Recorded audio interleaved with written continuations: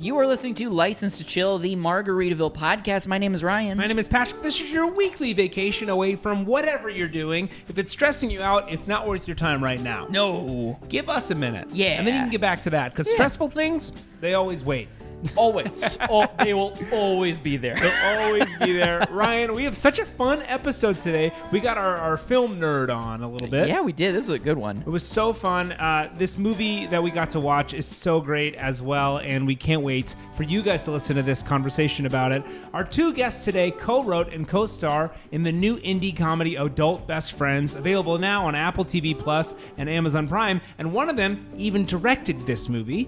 They are lifelong friends who brought their story to the big screen, and their incorporation of Jimmy Buffett music throughout this film makes this movie very special and a motion picture by and for the Margaritaville family. You're going to understand as soon as I say one of their names. Please welcome our guests, Katie Corwin and Delaney Buffett. Delaney, Katie, thank you so much for joining us today. How are you doing? Doing well. Good, yeah. Good. We're so excited. We watched your film, Adult Best Friends. It's so funny. good. It's so fun. I'm also like a film nerd, indie film guy trying to make stuff too. So I have a lot of granular questions about the filmmaking process, if that's okay. Maybe to kick things off for our listeners, tell everyone a little bit about the movie. Yeah, so it's called Adult Best Friends, and it's a comedy, and it's about a woman who gets engaged, and she's afraid to tell her very codependent best friend, so she takes her on a trip to kind of break the news of the engagement, and it doesn't go well. And then shenanigans ensue. Of course. So that's the gist. It's a fun, easy comedy. We wanted to make something that made people laugh, but also just was relatable. And we shot it in Mississippi in August 2023. Toasty. Which was very hot. Sounds toasty. Yeah. I couldn't even tell, though. Shout out to the wardrobe. Shout out to costumes. It was very, very hot. Yeah. That's incredible. Yeah. So you guys wrote this together. And then, Delaney, you directed this, and you were in it too, right? So I want to talk about that process. You wrote, I presume, probably elements of your real friendship exaggerated into, or not exaggerated. I guess my question is, how much was that built for the film, and how much were you pulling from? Was there stuff you couldn't, you decided to take out that was too personal? I would say a lot of it was built for the film. Like, we really have been friends since we were 10 years old, and we are extremely close, borderline codependent. So that part's true. But we kind of just amplified like the worst parts of maybe our own personalities, and then tweaked them, and would give one trait to movie Delaney, one trait to, movie Katie, just so they could play off of each other. Totally. We really did, go through the bumps of when you are a kid and then you get into adulthood. There's a lot of, whether it's boyfriends, girlfriends, different jobs, living in different locations, like you have to navigate all of that stuff. So we did give, there was some truth in that, but all of the actual plot points we made up. Yes, You got it. Totally. I was going to say, was there any part in the process where you all had a conversation where you thought, oh, we're veering too close into our actual friendship, we need to dial it back a little bit? If we did, it maybe was subconscious, but we never, we say this all the time, we never like fought or got too sensitive with it. I think because like we are so close that there is honesty between us, and there's such a foundation there that we can push it to the limit without feeling sensitive. But certainly there were moments where we were like, whoa, like that was really real. Yeah, totally. It's also, like I said, we made up the vast majority of it, but in the movie, you meet my character's brother, and everyone in my family has been like, was that me? No. No. Wasn't anyone. We made him up.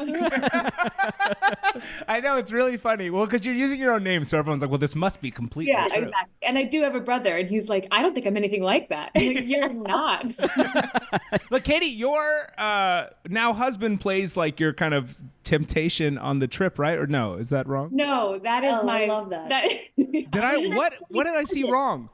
That's Sorry. Corey's cousin, Connor. That's Corey's cousin, Connor, and you're not have anything to do with him. No, but everyone on set thought they were married. Okay. And so did I.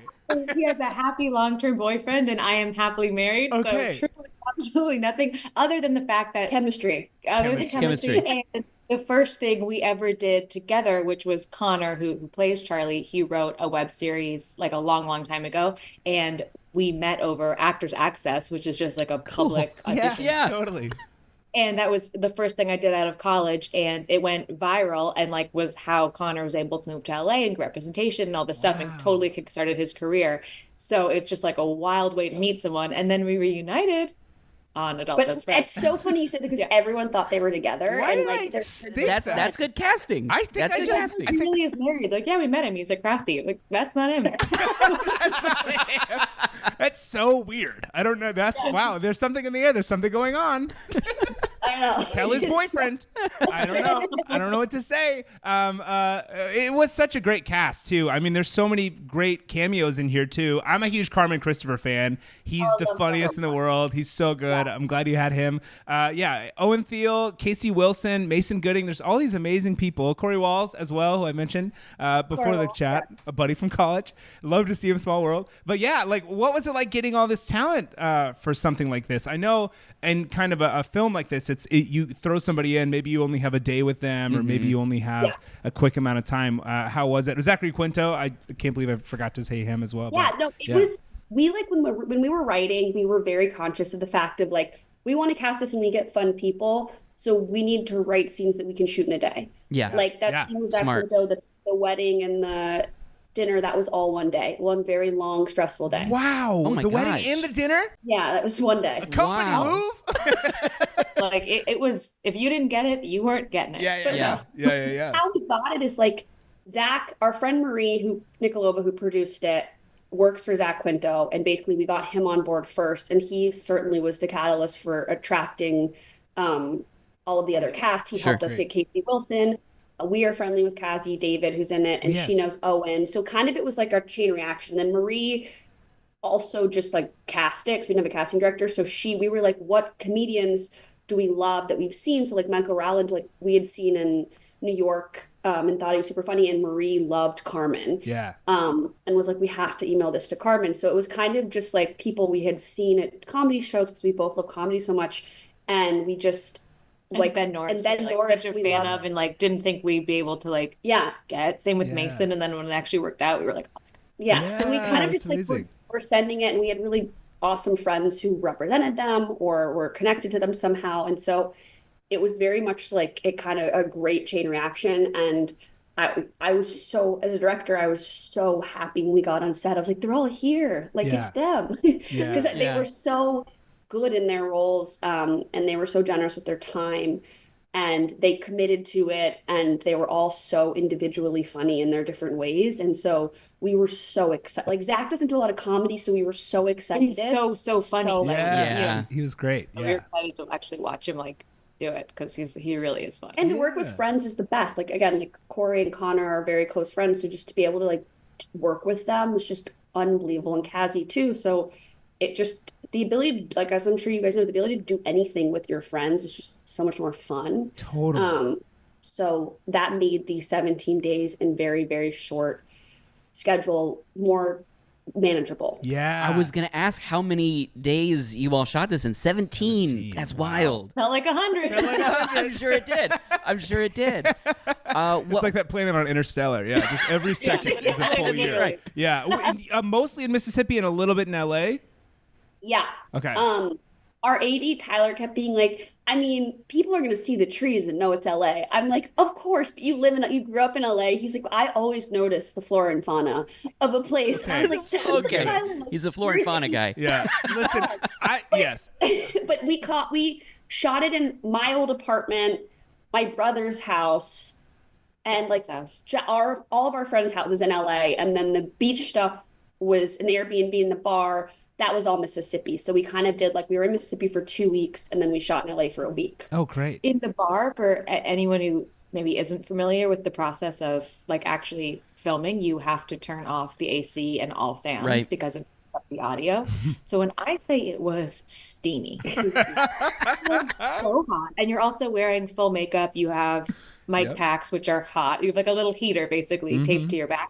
So, and if you start sweating, you basically ruin the next take, because now you look different all the time. Yes. So in those bar scenes, in between takes, they would let the cast go sit in like literally the meat freezer. Oh my God. Walk-in freezer, and we'd all go sit on like like giant slabs of whatever, and then just like try to cool off and then run out and do it. And it was oh my it was gosh. hot. Well, I was going to ask too. I mean, Delaney, so you're in the middle of all of that, and you have to stay correct. You can't hang out in the meat freezer because you're setting up the next shot. Right. Any meat freezer time. No meat freezer time. I did not go. I would go be like, "Hey guys, they're ready for you," but no, and I'm naturally like I run very warm and like this is too much of a. I sweat a lot, so I'm already just like I'm not good with makeup. I rub my face, so I'm like a wardrobe and hair and makeup person's worst nightmare.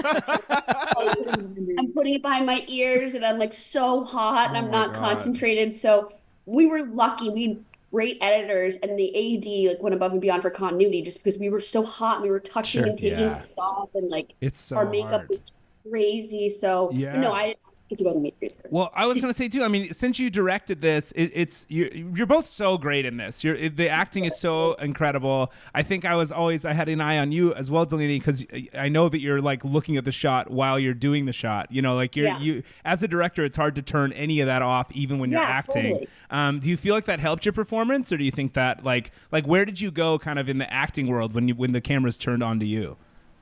I think I've always done, like I thrive under pressure, not in a good way. I'm very hard on myself. So I think when there is pressure, like I think I almost do better in a short amount of time. Yeah, you're like, I've done this. This is my domain.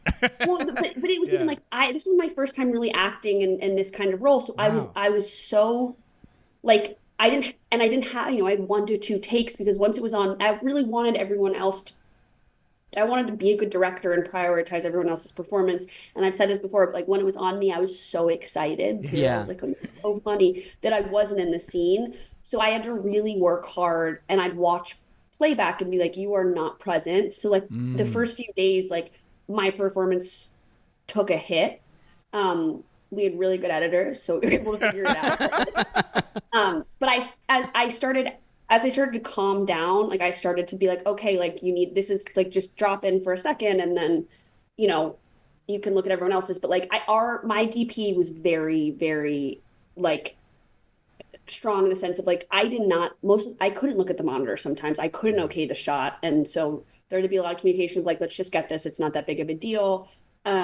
So there was a lot of a balancing act where I was like, okay, you can either give like 70% to your performance in this or like to everyone else's. So in like the stripper scene where there's 9 actors in it, I was like, you don't have a lot of time here, so you're gonna have to figure out maybe give like 50% to your performance and 50 here. So it was like a weird balancing act of trying to figure out how to do that per scene. Like if it didn't require a lot of emotional depth, which sometimes my character didn't, like I could focus on.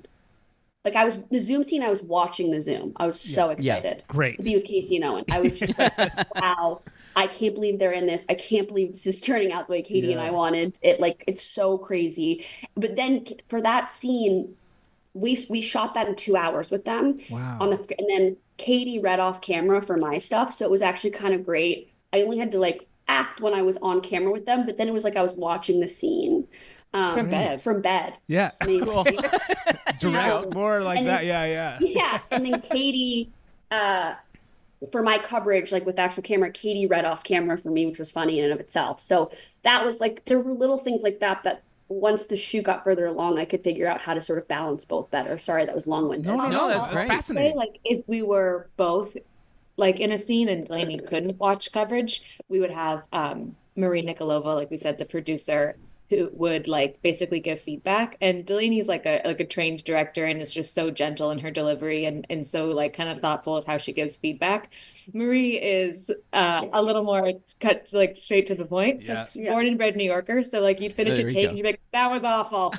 Okay. That's kind of what you need though. You need somebody like that. There's no time. There's no time. For that, I was like, please just be honest. Yes. You don't have to just say you're not going to like it, and then I'm like, okay, let's do one more quickly, which is what people are like. What do you think you need if you're directing yourself? Like, you need a very honest producer who's sitting at the monitor, being like, that shot's not right, the lighting's off, you're off. Yeah, I mean, as a creative person, there's nothing worse than someone tiptoeing around you. Just tell me. Yeah, totally. I know, but also I will say, in defense, as a director, like for you, Delaney, like you're in charge of kind of the like the chemistry of the whole vibe on the set, right? set, The yeah. vibe. So if somebody throws the wrong stray note somewhere, or some gaffer says something off color to somebody else, that can change the whole room. And you only have 30 minutes. Like, so it can be a really fine balance of chemistry there. And it's like fine because like my biggest thing is like Katie, Anne Marie, and I, when we were going, we want people to have fun. Yeah. And sets are such a pressure cooker. And everyone's doing this for a highly discounted rate, and because we're friends. So it's like when it's like, all right, like, I don't want to be like militant and how I ran it, but also like to your point, it's such different personalities. So like there were times where I had to take some of my friends aside who are crew who have very different leadership styles and be like, hey, like, no, like, please, I'm spread so thin, like just in your delivery, maybe. And they would be like, and because we're friends, I could be honest. And they would be like, of course. And then they would come up to me and be like, hey, I don't feel as supported today in this thing. I need you to have more of an eye on wardrobe, on design, or on the monitor. And I could be like, of course, yes. Yeah, I'll also say that like Delaney said, sets can be such a pressure cooker. And like once people start like turning on each other, it's literally like wildfire. Yep. Right. Yes. Delaney was so good at tempering that. And she really would take the extra time, wake up early in the morning, stay late at night to talk to each person one-on-one and like calmly explain, like, we're not yelling on the set. Yeah. So that's not happening. And it really carries through. through. I'm afraid of confrontation. So I'm like, no yelling. And that's a great quality in a director too. So you won't have confrontation. She really did like lead. I was like waiting. I'm like, all right, like when's she gonna lose it? Like when's she just gonna go berserk? And never did. Well, I was gonna ask too. Like, is there? There's always a day you almost didn't make. I feel like that's like my favorite thing to hear about. Is there one that sticks out where it was like we had to change some stuff, we couldn't have like the shot we wanted, or we have to let's move the jib out, the crane isn't being used this time. Like what? Yeah, like what was that day? There was one day where we on the way there was supposed to be do you remember there was like a hurricane that was supposed to hit LA? Yes. 2 years ago in the summer. The atmospheric river. Yeah. Of course. How could I forget? Our one outdoor day. Okay, of course. In Venice. Of course. And we were like of course. driving, and our AD was like, we're not canceling. And I was like, okay. So a hurricane doesn't really hit. And so we're driving, the weather's a little like dicey, but it's fine. Well, we wake up to it just missed us. So we're all celebrating like, guys, like we're driving from, because I lived on the east side. So we're driving to I had at that point. So I'll get into that later, but I drove, we were driving, and all of a sudden, like, Maria, our producer, called. She's like, we lost the actress, and her call time was 9 and it was like 8:30. And I was like, okay. And she was like, she has COVID. She can't come in. And I was like, okay. So we had to have the actor in the scene. It was the scene with the picnic and the couple.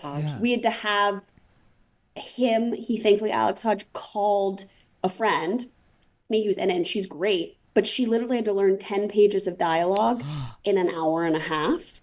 And so that day we barely made, and like there's a scene that's not in there because it was set up to be like 3 shots or 4 shots, and we like barely made our day, and it was the last thing we shot, and we had to change it to like just 1 shot. And so it ended up being like, it was great that we made the day, but in the cut I was like, this isn't what we pictured, because we almost she was a champ. Like you would never know. Like, she fell right into it. She fell right into it, and then pro. So like we basically were like, oh, we only have 1 more shoot. We can get this in 1 shot, and we did. And then it was mine. It was like a scene between Katie and myself, and we ended up not using it because it was 1 shot, and like we couldn't get the timing right, and like it was one of those things. It works without it for sure, but so we got very lucky that it wasn't like an instrumental scene. Right.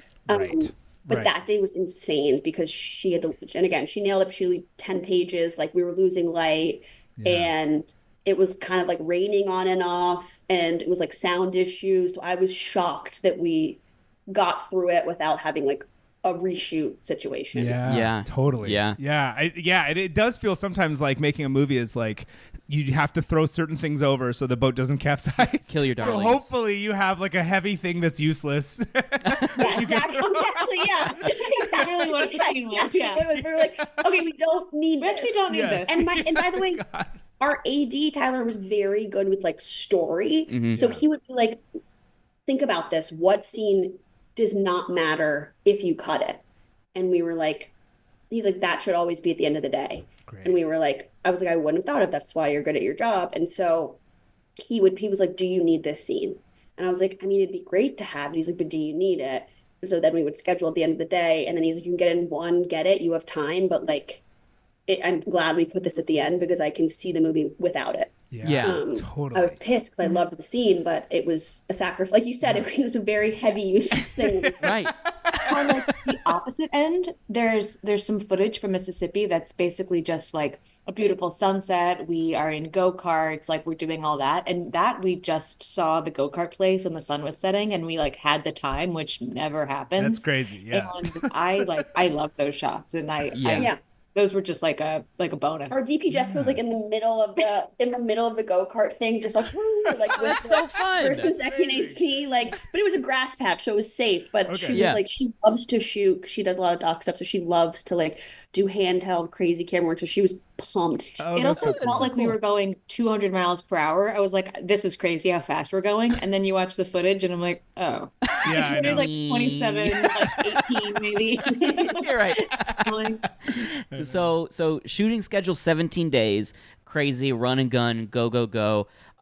Delaney, then after that, I mean, you need to jump right into editing. So, I mean, were you able to give yourself that break, that time to kind of decompress a little bit, or did you just go right back into the process? I went right back in. I think it was literally on Monday. We had the editor kind of working as we were trying to make a couple festival deadlines, and we had the editor start to cut some scenes together. Okay. So more so, I went right into watching just the footage and doing like selects of favorite takes. But I didn't go directly into the edit, I think, until like we've wrapped in August, end of August. I think I went into the edit, I mean, end of September, so not that much time, but I was still doing selects throughout.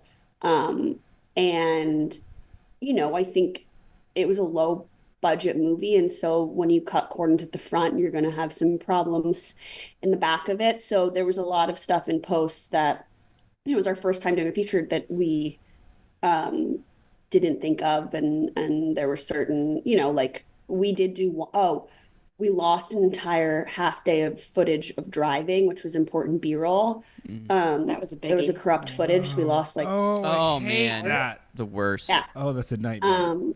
So that we had to reshoot, but we did that like in February, me, Katie, and the DP and Marie, our producer Marie in LA, and just like stole a bunch of shots.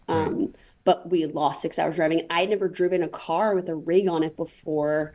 And we were driving Mississippi, and I was like, I'm gonna break the camera. I'm going to like snap off someone's rear, like side mirror. So I was like, we lost it. I was like, there's no way we lost that. Like I drove for 6 hours. Like, Oh my gosh. so we had to reshoot all of that. So like we saw gaps in the footage. Thankfully, that we were like, I think we can just take a camera and go and shoot this on our own. We don't need a lighting setup. Again, if you were to lose anything, I suppose that would be the easiest thing to lose. They weren't just us scenes. driving, but still. There's a lot of driving. Yeah. Also putting the costumes back on that had been sweated through 10 times over, and then it's like, I guess we could have washed them. I don't know. It's authentic. That's you gotta right. keep it authentic. Yeah. For when they put it up at the AMC on the mannequin. Yeah. It's gonna have flies on it. Yeah, exactly. This is the Margaritaville podcast. We were so excited to hear some of your dad's music in there, Delaney. I mean, some of the greatest hits. It was so cool to have that influence. How was that? How was being able to put like your dad's music into your work and working with that? I mean, while this was being made, you were also going through a lot on that side, I'm guessing as well. Yeah. I think it was great. I mean, I always knew I wanted to, and I always kind of knew that I wanted it playing. Like I always wanted a jukebox in the bar, so we were looking for that, and that was easy to find. Sure. And I think that like I always knew that his music would be playing like in the background, and then when we were cutting the montage bit in the bar, which is literally all footage of it's like outtakes that we hobbled together because we didn't have the time for a montage shoot at the bar. Oh wow. So that was a happy accident. And so we were cutting it to, I think we were cutting it to like a Sturgill Simpson song, and then I was like, probably can't get this. And then I was like, maybe we can cut it to I think it's one particular part where Yeah. okay, I want to make sure. I haven't watched it through in a long time.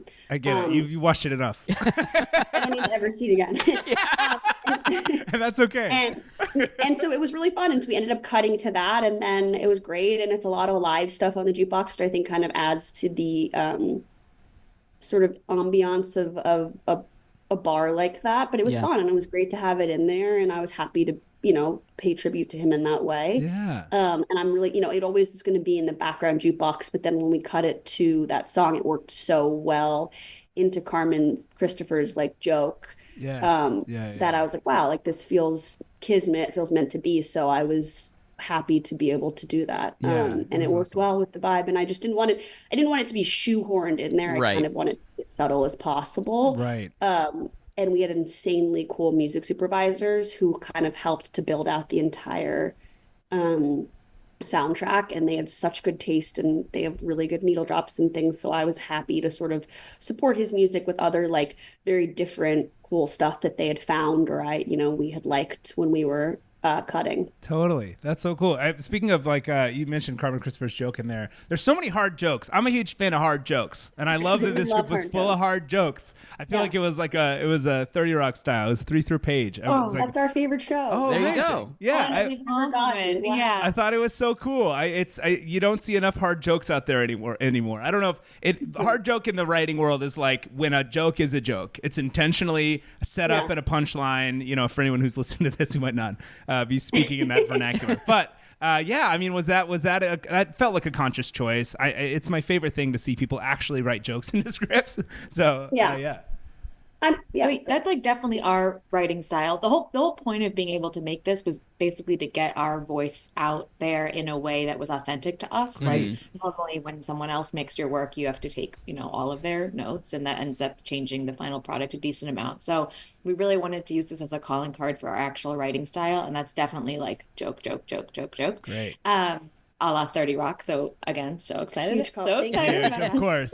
Clever. Yes. But we did, like, for the finished product, we definitely anticipated it being a hard comedy through and through. Yeah. Like, we were always comping it on a much smaller scale to like Forgetting Sarah Marshall or like Superbad, like a full-on, comedy. But then when we actually did it and had the more emotional scenes with one another, we realized that there was like way more heart in it than we kind of anticipated. Mm-hmm. Like, which I ultimately like end up liking. I always say, if nothing else, we have like footage of, talking to each other about the importance of our friendship, which is not something most people have. Of course. Yeah. But it did take it got a lot more heart than we anticipated when we were first writing it. Definitely. Yeah. Yeah. No, for sure. Like, I think, but we always I think the great thing about Superbad and Forgetting Sarah Marshall, why they work too, is there is emotionality in them, and we wanted we were discouraged from playing ourselves, which I don't disagree with, because we were juggling a lot and this was our first feature. But I think that like ultimately we wanted authenticity at it, and we knew that like, if anything, we have a built-in dynamic that is just from knowing each other for 23 years. And we don't have anything else. We have that. So I think we knew that was going to be there. We could fall back on it. And that's what we love. Superbad, I think it's so funny. It's so many hard jokes, but also like they're so great together. Right. Yeah. And you buy the friendship, and that's why you go on the journey with them. So I think we wanted people to care about our friendship, and there was a lot in the beginning we had to read through, or I had to read through, like, you'll do like a test screening. Yeah. And like, if you ever like in Comedians in Cars, Will Ferrell talks about it, where he's like, he hates going to them, and he's like, it'll be like, I don't like Will Ferrell. Never liked Will Ferrell. And he like has to be there, and he's like, come on. And we did that at a scale of like, it was like friends of friends, like 15 people at one of our friends' houses in our living room. My old roommate's coworkers My gosh. would come and just be like, I don't like it. Oh God. Oh, no. Oh God. Oh no. And tweets. And it was like, rate these characters in likability 1 to 5. And I got so many ones. And so I'm reading them through in the edit. And I'm like, what the fuck? like everyone fucking hates me. Sorry, I don't know. Like everyone hates me. Like I don't understand. But then, by the way, I made myself much because there were some takes where I was like, I was very super harsh, and so it was great because it realizes like you can completely rebuild a story and rebuild a character in the edit if you have the footage. Yeah, totally. And so just little shots and reactions, like as a first time feature director, it was such a lesson in how important coverage is or certain shots, which is the whole point of directing. Yeah. But it really made me pay attention to the fact of just how you can change a performance, and because I had to be so focused on making myself more palatable to an audience. Yeah. And I was like, I don't think I'm that bad. And the editor's like, and then our producer's very honest, like, I mean, you do come off kind of like a bitch in some of the scenes. And I was like, you know what? Okay, I'll handle this. But again, like the people who tested lower, the reasons everyone gave, so helpful because like, if anything, like there's always the note behind the note, you know? So it's I don't disagree, but then it gets me thinking about the scene, and then I'm like, oh, we can make this much better. This is what's clearly bothering. I like would imagine the story is not coming across. Yeah, right. But also the mental tax of sitting there looking at footage of yourself, being like, how do I get them to like me more? Yeah, it's so hard. Heavy. And it weighs. That is like not even where it starts. You're just looking at footage of yourself, and you're like, do I have a snaggletooth? What is impediment? this? Like, so everybody who looks at me at this angle sees me like this. Yeah. Okay. Yeah. It's a nightmare. I also wanted to say too, like the ending of this movie. I love the way you guys wrote the friendship, because I think you say something along the lines of like, I don't know what's going to happen next, but I'm so grateful for what we've had. And that's so real. I think millennial friendships are so tenuous right now. We're all in a rough state because we're so exposed in group chats. We're so constantly connected to each other. I think after the pandemic, we're like really more codependent than ever, but we're also growing up and changing and trying to become adults. And I think there's so much to that. And I thought there was so much, it wasn't overly schmaltzy or it was really super well done. sentimental. It was really well done. Yeah. Thank you. That was Thank really you very cool. much. I did want to ask, just we're talking about the process of this film. You guys are both making a movie. Like if say you're making a movie next, maybe you already are. What is the first thing you guys do differently? Like what would be your next step? You're like, all right, we're back in production. I'm going to make sure that this is going to happen because I didn't foresee this as a problem. So many things. Let me think of so many lessons learned. I'm trying to think. Mine's literally just mentally preparing for like just the endurance element of like that piece of eating. Like obviously I knew it would be hard, and I knew the days are usually like all in all over 12 hours, Right. So after day one, I remember just being like, wow, I wasn't mentally ready for how taxing this will be. So I would say just going into it more like maybe bracing myself for like the marathon element of it. Yeah. But that's not like really a specific like. I think for me, I think in terms of like, I had never had that kind of leadership role before. So it was very intimidating, and I'm quite the people pleaser. So like, again, like I said, I wanted there to be a really fun, great environment. But I think I am insecure and unsure of myself. And I think one thing, very publicly saying that, one thing that I would, what I would love to do more, I think is just have more confidence in myself as a director in terms of like, because it's not great to go into something and someone be like, I don't know. And you're like, but wait, you're supposed to have the answers. Yeah. Which is I've had is on a set with other directors where it's like, okay. And so I think for me, hopefully, the next thing we do, we have a few more resources and it's a bit larger scale. And I think for me, I would love to have a bit more confidence going in, just because I think equally important as having fun is feeling like you're in the hands of a capable person. Totally. Right. Absolutely.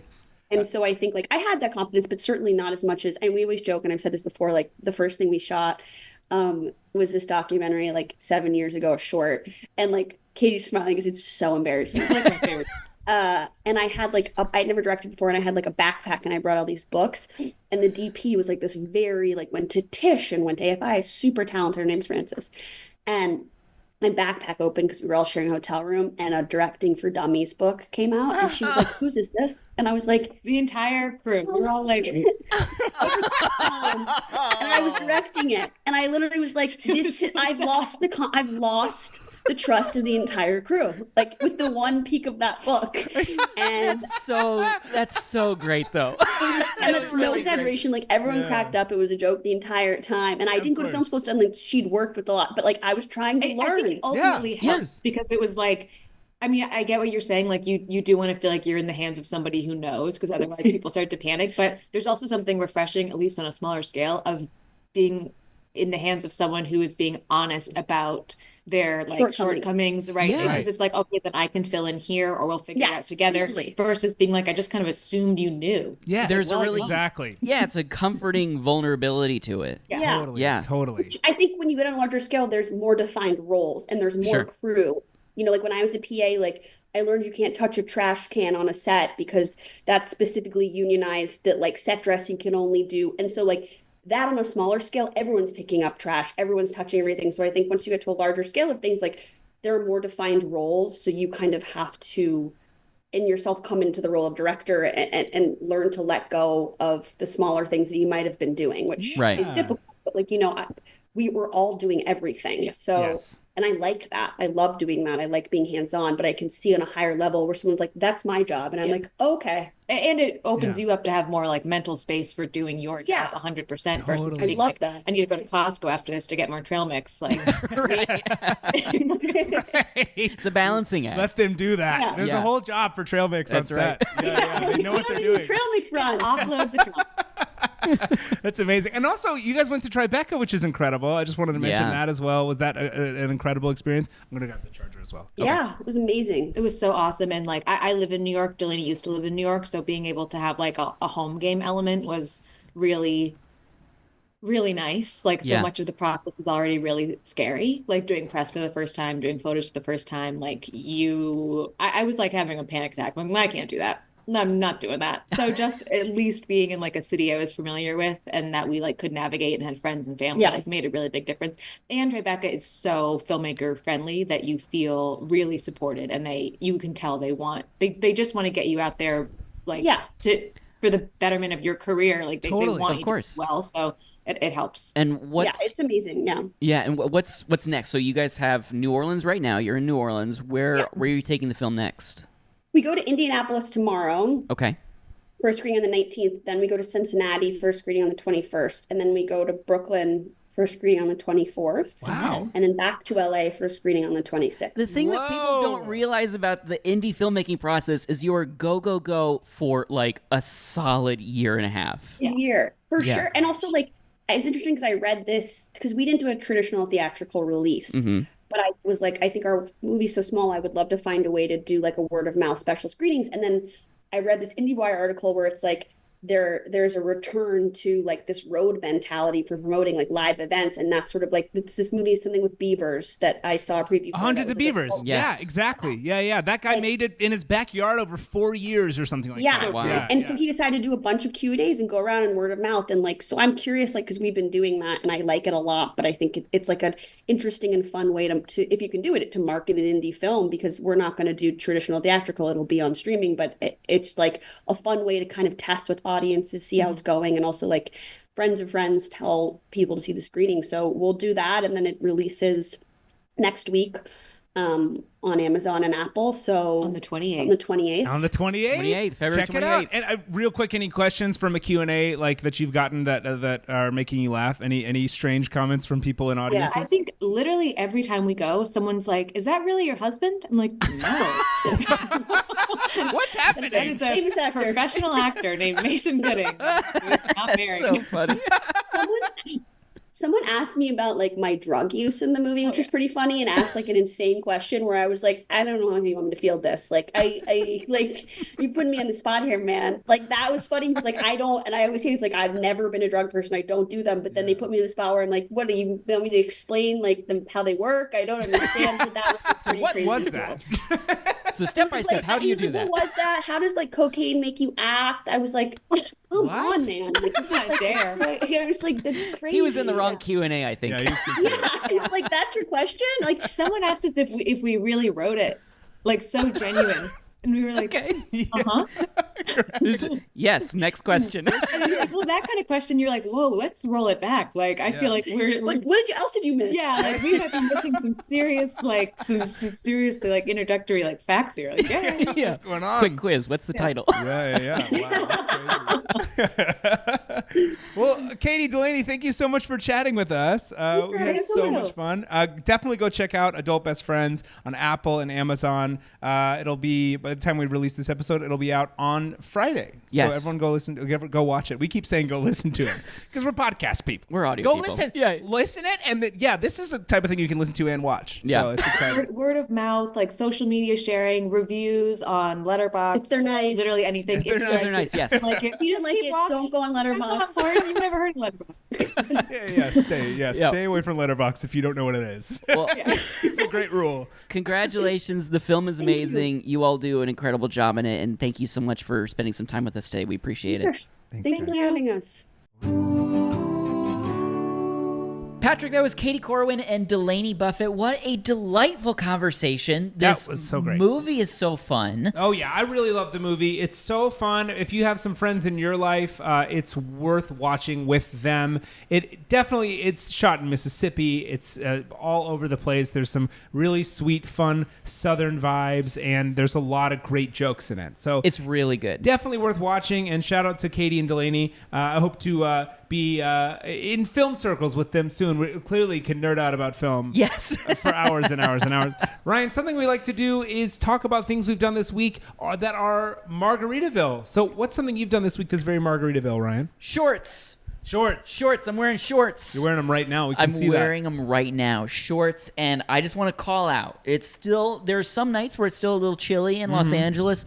The shorts and long sleeve combo is a great look. Yeah, well, it's definitely a look. I think it's a great look. Don't you dare. It's a great look. It's a coastal look. It is a coastal look. It's a New England look. It's a New England look. I'll But tell you that I'm bringing it much. here. I'm bringing it here. Good for you. Thank you so much. Yeah. How about you? Well, Ryan, I'll say this. I think something I did this week that's very Margaritaville is that I joined a membership to a botanical garden. There's a garden out here in Pasadena called the Yes. Huntington Oh, Garden it's my and Library. favorite. And it's so fantastic. And I joined it. I'm part of a member program there where I can bring a guest. So anytime you want to come, let's go to the I Huntington. love it so much. I am so down. It's Well- one of my favorite places in the city. I'll tell you what, if you can't get yourself to a tropical place, get yourself to some tropical flowers. They're Yes, everywhere. everywhere. Go see them. There's a beautiful tropical area over there. There's flowers from all around the world, and it's such a beautiful place. And it's nice to, get yourself back in nature, like they say in that one particular harbor phrase, return to nature, return to the earth. Yep. That's what I'm doing. I love It's it. very nice. But I love Ryan, wouldn't you know it? It's time to check out. Well, until next time, I am Ryan Middledorf. I'm Patrick McDonald. We will see you very soon.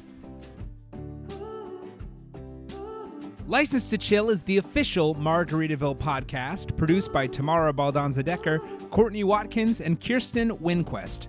Art by Tom Boyd. Music by Aaron McAnally and Mick Utley. Additional resources provided by Coleman Sisson. New episodes are released every Monday. Subscribe now wherever you get your podcasts.